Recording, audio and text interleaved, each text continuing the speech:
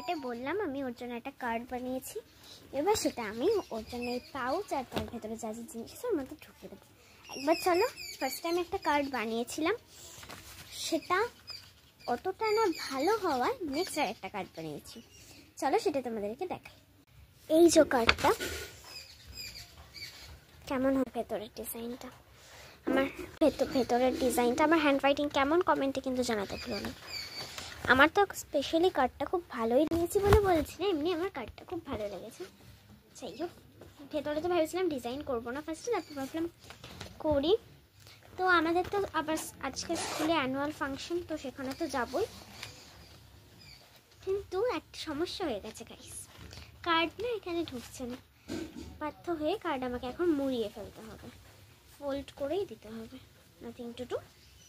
চলো আসছি আমি 5 মিনিট পর, স্নান টান সেরে নেক্সট একটা